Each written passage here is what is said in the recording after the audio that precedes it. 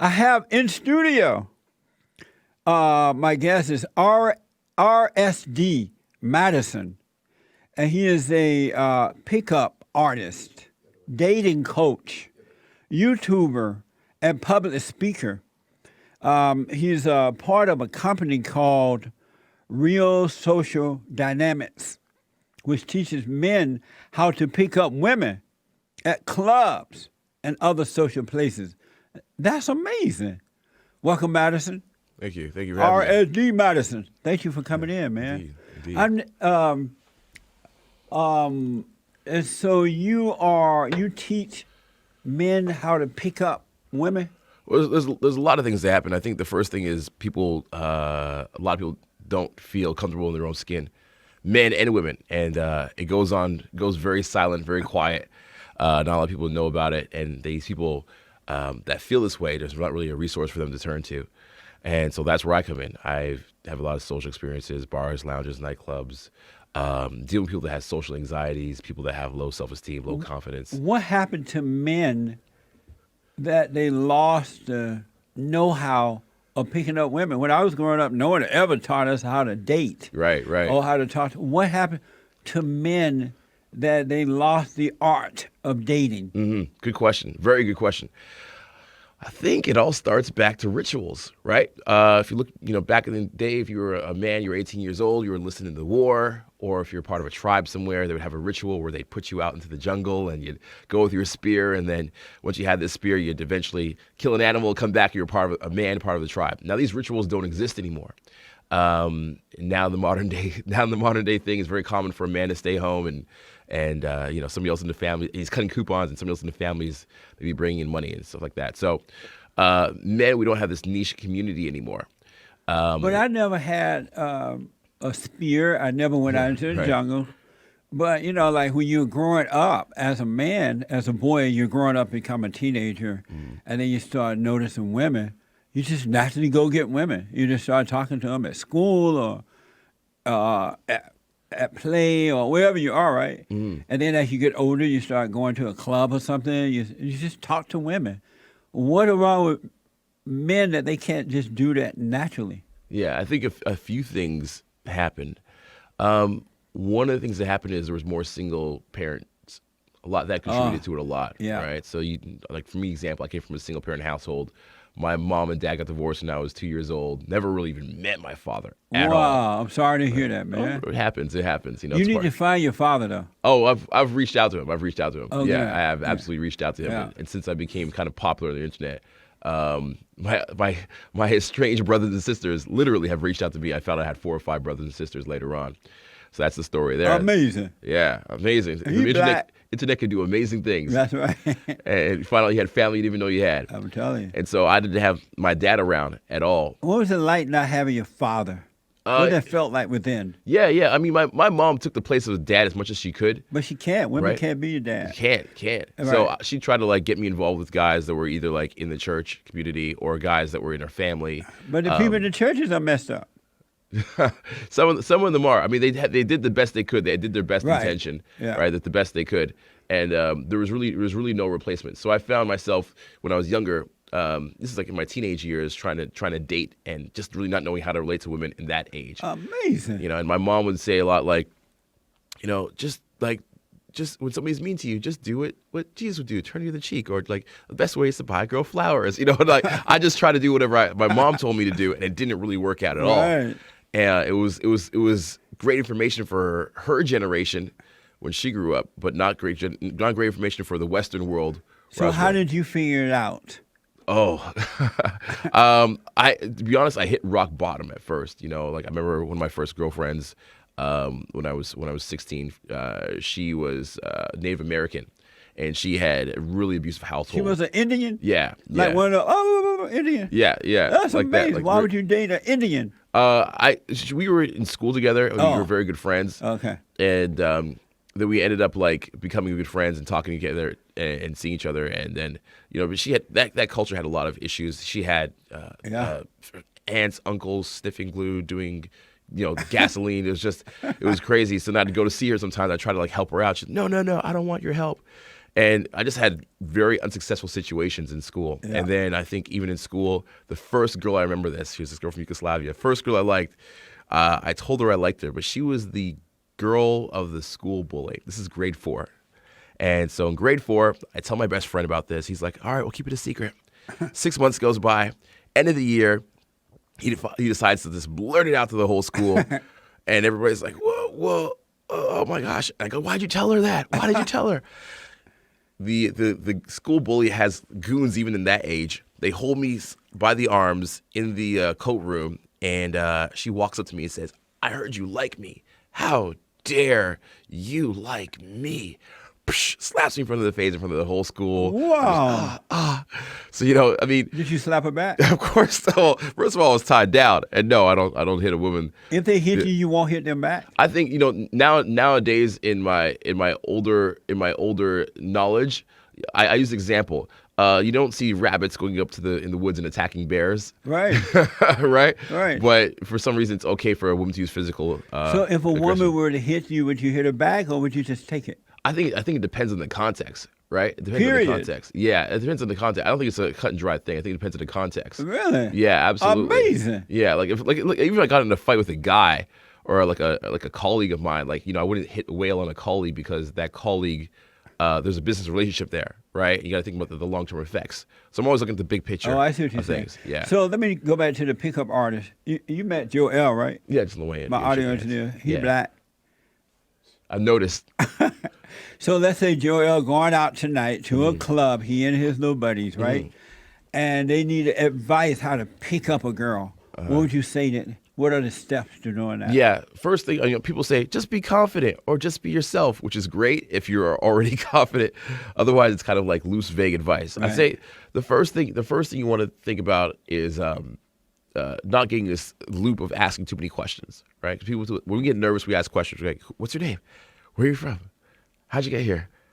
Okay, and what are you drinking? What's that?" And we get into this loop of questions. So the first thing a guy could do is just turn his questions into statements. Statements we say it's called giving value. Because at least it's a statement, it's some opinion, and there's a little bit of fact and a little bit of meat for the other person to chew on. You know, so instead of like where you're from, it's like, hey, you look like you could be from Washington or Chicago. I get the vibe that da da da. It looks like da, da. You kind of weave in some statements. And that's a good way to get a conversation going. Observe something about the person and what they're doing. Try to show some social intelligence. Be nice to their friends. Introduce them to your friends if you're there with a group of people. The whole vibe is to try to like not make it where it's them versus you, but it's everybody working together to have a great time no matter where they're at. Why are men today afraid to approach women? It's just a woman. It's not God. Yeah. It's just another human being, no better than you. She want whatever you want from her. She want it from you. Why don't they just talk to her? It's not like she's important. Yes. Why are they afraid to talk to women? They have to do all that just to talk to another human being. That's a very good question. You know, I think about that a lot. I think about that daily. And I think it's because men have hidden intentions or we shame our slide intentions. over just a little bit? Yeah, sure. Okay, I think men either have hidden intentions or we hide our intentions or we're shamed. I know what it is. You're right about that. So I'll explain it in the way I see. You tell me if you agree. Okay. Hidden intentions. You know, like at a bar, if a guy says, "Hey, I wanna buy you a drink." Now he could be saying, "I really want to get to know you and talk to you, and this drink allows us to talk for a few minutes." Yeah. But then there's another percentage of guys that's like, it's just like, "Hey, I'm just trying to get some action. I'm trying to just get in your pants."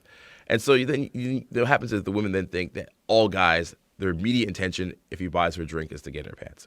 Now on the flip side, men were not really comfortable embracing our sensuality, right? Like for example, a man, if he has a big body, he's kind of out of shape. What's that called? Dad bod. But if a girl's kind of out of shape, she's kind of big. What's that called? Fat. No, voluptuous. Oh. Right? It's framed in a positive they way. renamed it. They renamed It used to be called fat. Back in the day, yeah, the times have changed. Now it's called voluptuous, right? If a woman wears a push-up bra to work, that push-up bra it doesn't increase her intelligence. Right. It doesn't make her smarter in the workplace. Right. That's right. But it's allowed. Right? So in the same respect, why can't I walk down the street in Speedos, right? Why would that be inappropriate misconduct? Amazing. So I know what it is. Yeah. I can tell. When men meet women, they only meet them for one thing only, sex. They don't care about their brains. They don't care how much money they have or don't have. They only meet them for sex. And so if they didn't want something from the woman, they would just talk to them like any other human being they would talk to, and whatever happened after that would happen. But because they want something, they're trying to sneak up on her. Yeah, I agree with that. If they didn't want to say, it would be like talking to anyone. Talk to a stranger or a guy or something. You just talk to these women, and then later on down the road, if it led to sex with her, that'll work out. Yeah. But they're afraid because they have a hidden agenda. Yeah. What do you think about that? I agree that there's an agenda, absolutely. And I think it also could be recognition. They want the approval from the woman, the validation to say, hey, am I good enough? They do want that. Yeah, am I good enough? Am I Why attractive they need enough? her approval, though? She can't approve nobody. The stamp of approval. Right. Why do they need a woman's approval? It's like, Yeah. like woman, it's like you need mama approval or something. Why do men need women approval? I think that men, and I want to give you a concrete answer here. Yeah. I think that men are told that they can't have female intimacy unless they have certain things. Like you can't have it unless you get shape, get the watch, be successful, be handsome. And so society has conditioned us into us. There's a script that's going on in society daily that tells you that you don't deserve female intimacy unless you have these things. Point. And that's how consumerism works. Right. Yeah. So, there'd be no reason to buy the car, buy the Jaguar or the Lamb, unless it was just a celebration for yourself.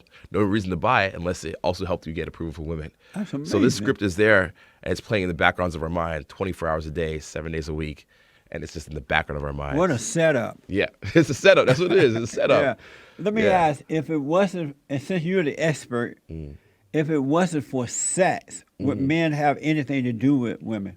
That's a really good question. I think they would have it in terms of companionship. Like, this age-old question, can men and women really be friends? And people say, nah, they can't, because the man always wants something, and the man would have a sexual relationship with the woman any chance he got, which is usually true. They did that. I've never seen a couple of videos about that. They go up to people on university campuses, and they ask the girl, are you guys just friends? They go, yeah. They go, would you ever get with them? No. Would you get with her? Oh, yeah. Amazing. So I think the sex is a huge part of it. So you agree then, if it wasn't for sex, they wouldn't have anything to do with her? I think sex is a huge part, but I think female nurturing energy is also amazing. Amazing. What does that mean, nurtured energy? Nurturing energy. So nurturing energy is just like, if you're a guy, let's say you're an assertive guy, you're out there, you're in the corporate world, you have a strong education path, you're out there hustling, doing your thing, doing your best, and you're out there slaying dragons in the world, let's call them. You come back home, you want to be rejuvenated for the next day. You want to feel rejuvenated, re-energized for the next day. And I think a good woman can do that for a guy, absolutely. But that's a beta male. That's like going home to mama. No, it's completely different. It's completely different. I mean, but Martin, a woman, I wouldn't want no woman to energize me. Where is she getting her energy from? Recharge. I think women have. I think women have battery from. I think it's a good conversation. I think women have a different type of energy. They have a naturally nurturing energy, and men have an assertive alpha energy. If you look at like Martin Luther King, there's every Coretta Scott, Martin Luther King. There's every every good guy at some point has a supportive woman in his corner. But have you noticed those men who are being nurtured by women are beta males? Yeah. They're weak. Yeah. That's when a man hasn't found his path or his purpose. Oh. And he's just like only using women to feel good, or using women as a complete, like holding everything together. It's like using mama. Right, exactly. He's trying to replicate that. So should a man and a woman have sex before marriage? That's a personal question, right? I don't know. I mean, I can't really comment on that. I'm not sure the way that you feel about that or your viewers feel about that. There's some people that say no. But as a coach, and I called you up on my way out, I just met this beautiful, fine black woman. Okay. She wasn't luscious. She wasn't fat. She had the perfect body because she take yoga classes. Yoga classes, okay. And I call you up just before I go out, and I'm like, man, I met this woman going out again with her tonight. Should I have sex with her? I'm not married to her. Should I call you the expert, right? I call you up, you're the coach, and I ask, should I have sex with her tonight? Or period. What would you tell me? Yeah, I would tell you, if it doesn't feel right, don't do it. If it doesn't feel right, don't do it. And I'll tell you why. I have guys that call me up literally, and they work with me, and their goal is just to either be more socially free and be able to have a conversation. I have people that call me up, they're looking to get married. And, they have an idea. They're like, hey, if I sleep with this person, it changes the dynamic of the relationship, and I'm looking for a partner for a long time. I'm looking for a relationship. A partner? Like partner, marriage. A marriage gay partner. person? No, like a marriage partner, like a male-female relationship. Oh, don't say partner. That made me nervous. It made me think that you're Does talking that about mean- two men or two women. Does that mean something different to your audience? Yeah, the homosexuals stole that word partner because they want to make their relationship look normal. Okay. Partner used to mean like a business partner or something like that, right? Okay. But when men and women date, it's my girlfriend or my wife, my Right. fiance or Okay. wife. So we Okay. have, So different terminology here. Yes. Okay. Cool. So yeah, girlfriend or wife then. So is it right to have sex before marriage? Is that right for men and women to do that? It's a tough situation, tough question to answer because personally myself, I was raised very Christian. Right. Right. I was raised very Christian. In a You Christian didn't have household. sex before marriage. No. Back in my house, that was not something Right. you did. That was That's not the the way way I it was was. raised, too. Exactly. And then and I realized that people go about dating a different way. So if somebody comes to me, I'm not gonna change their values or their morals. I'm gonna say, hey, here's the best strategy to meet the person you want based on your morals. So if they ask you, you wouldn't say no or yes. Exactly. But I'm they're never like, asking no or you yes. because they don't know what to do. Right. I say, what are your goals? I say, hey, what are your goals? What's important to you? What kind of partner are you looking for? They might say, well, I'm looking for, something that's kind of short term because I'm traveling with work. Or they might say, I'm 35 years old. And I'm looking for a wife. Or you might say, I'm 45 and I just got divorced. And I've been with my wife for 20 years, and she ended up going with another guy. And now I'm back in the scene, and I know how to talk to people. And it's the first time I've been to a club or a bar. First time I've been out of my house. I never even smiled as much as a girl because when I was married, I would get in trouble for that. So now I just want to get my feet wet and get rolling, and just start going on dates. So I'll never say to a guy, "You need to have sex."